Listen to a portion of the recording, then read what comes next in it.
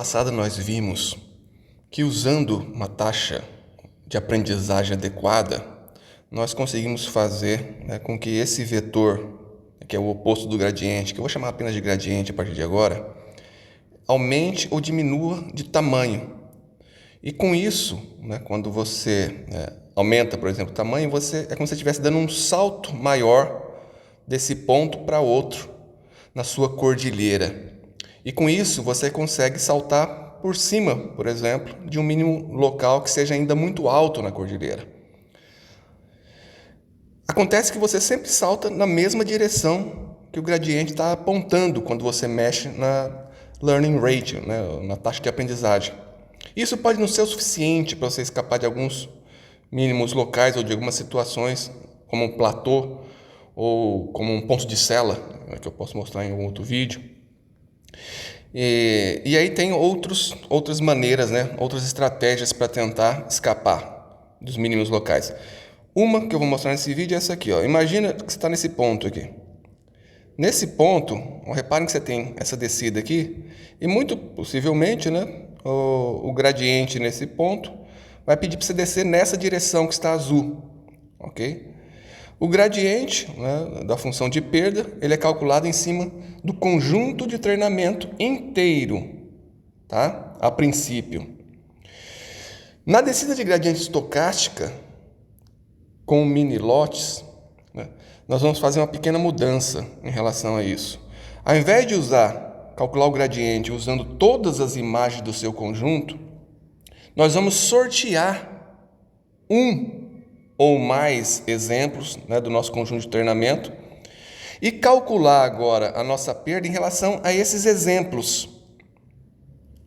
Então reparem agora que nós não estamos usando exatamente esse valor de perda da cordilheira que seria formado usando todo o conjunto de treinamento. É como se nós estivéssemos mudando essa topologia. É como se nós estivéssemos jogando uma bombinha aqui e a topologia da montanha mudou. E aí o que acontece? Como você está sorteando um desses elementos, e esse elemento agora é só uma aproximação da perda, você não calcula mais usando todos, você usa agora tipo uma amostra, você faz uma amostragem disso e calcula essa perda usando essa amostra. Então o que acontece é que nesse ponto, essa direção que era em azul, pode mudar para essa em roxo ou para em vermelho. Você tem um fator aleatório entrando agora na sua decisão, que é esse sorteio que você faz. Dependendo de quantos você vai sortear e de quais você pega, você tem uma aproximação diferente. É como na pesquisa de opinião, onde você sorteia algumas pessoas para saber o resultado, para tentar prever o resultado. Dependendo desse tamanho dessa amostra, você tem uma variação. Se ela for muito pequena, o seu erro ou a sua distância em relação ao que seria o resultado aumenta. Então, é o que acontece aqui, usando a descida de gradiente estocástica com mini lotes. O que seriam esse mini lote, que é em inglês chamado batch? Tá? É simplesmente o tamanho ou a quantidade de imagens que você vai pegar para fazer essa aproximação. E ela tem um efeito que é muito importante, que quanto mais você aumenta o tamanho desse lote, melhor vai estar a sua aproximação em relação à perda real em cima do conjunto total. Você está aumentando a sua amostra. Então é como se, aqui, por exemplo, o vermelho seria um mini lote menor do que esse de roxo. Ele desvia, ele desvia do que seria o original, mas não desvia tanto quanto você usasse um mini lote menor do que esse. O menor mini lote possível é usar uma imagem, sortear uma imagem de cada vez. E quando você sorteia uma só imagem, a gente chama geralmente de descida de gradiente estocástica. Tá? E quando você aumenta isso, começa a trabalhar com lotes um pouco maiores, seria descida de gradientes estocásticas com mini lotes. Mas geralmente, quando a gente fala em SGD, que é a sigla em inglês para isso, nós estamos falando de fato da descida de gradiente estocástica com mini lotes. E como escolher esse tamanho de mini lote? Reparem que essa é uma escolha importante, E tem alguns fatores, né? Primeiro, se você escolhe um mini lote muito grande, né, você não está permitindo que ela mude muito de direção, né? Tá? E aí pode ser que você não consiga escapar tão bem dos locais, né, da cordilheira que você precisa escapar, certo? E por isso, às vezes, é melhor você usar mini lotes pequenos para você conseguir, né, ter um comportamento que te permita mudar mais de direção. Reparem que, combinando, né, essa parte do mini lote com a taxa de aprendizagem, né, se você começa a reduzir a taxa de aprendizagem a partir de algum ponto, o efeito dessa mudança de direção também reduz, certo? Embora você esteja mudando de direção, você vai dar um salto pequeno se a taxa de aprendizagem for pequena. Então tem uma relação entre as duas coisas se combinam nesse processo que a gente chama de estocástico, porque agora tem um componente aleatório. Dependendo da ordem que você sorteia, né, as suas imagens, você vai ter um resultado diferente nessa sua descida de gradiente.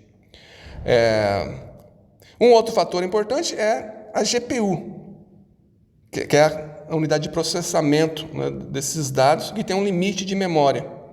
E a GPU, quando você quer processar e calcular o gradiente, você coloca nessa memória todos os seus exemplos que você vai usar no cálculo.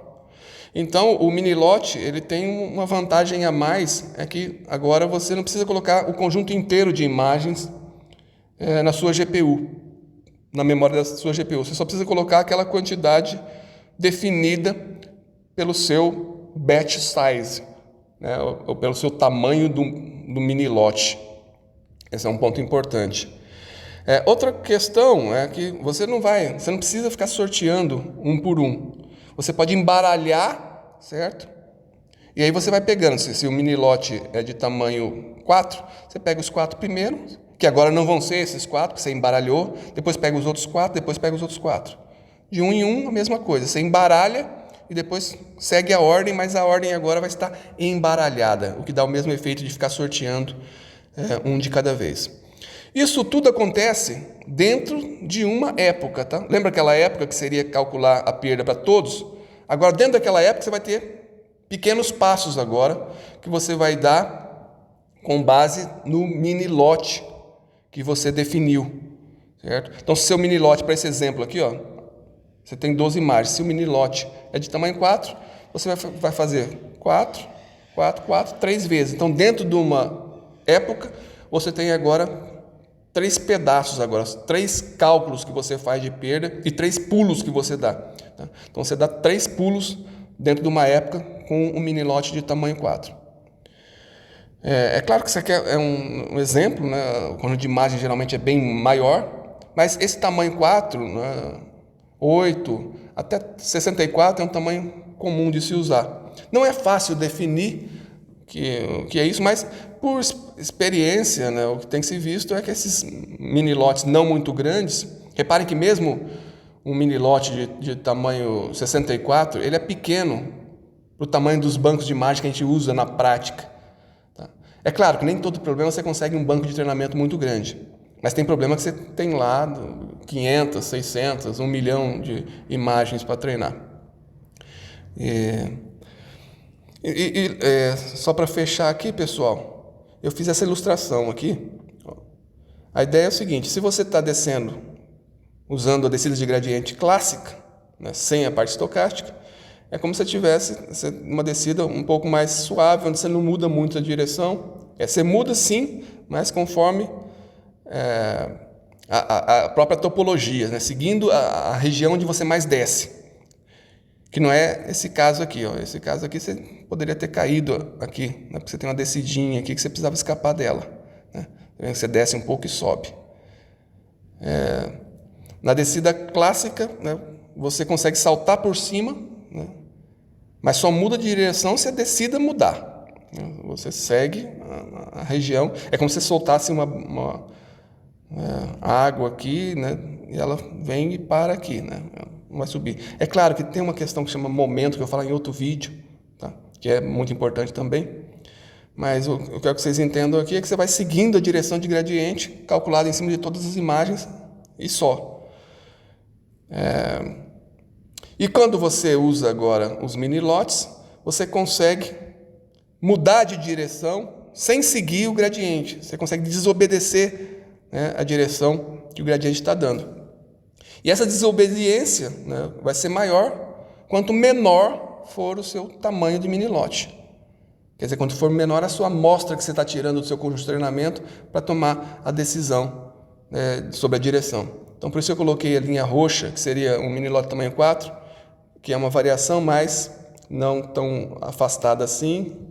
E se você reduz para 1, né, você consegue agora ter direções ainda mais distantes daquela que o gradiente te daria. Mas mesmo, né, mudando aqui as direções, você repara que você está usando ainda a amostra do seu conjunto de treinamento. Você só não está usando ele inteiro. Isso quer dizer, né, que você não vai se afastar tanto igual essa linha aqui, ó, e começar a ir para um outro lado completamente distinto. Tá? É claro que, né, essa variação depende muito do tamanho da sua amostra em relação ao tamanho total de imagens que você tem. Aí o tamanho, e combina isso com a taxa de aprendizagem muito alta, né, você pode se desviar bastante, né, daquele caminho que seria o natural apontado pelo gradiente. É isso, pessoal. E vocês viram também aqui, né, eu mostrando em 2 dimensões agora, usando 2 parâmetros ao invés de 1, que foi o da última aula. Espero que tenham gostado. Até a próxima.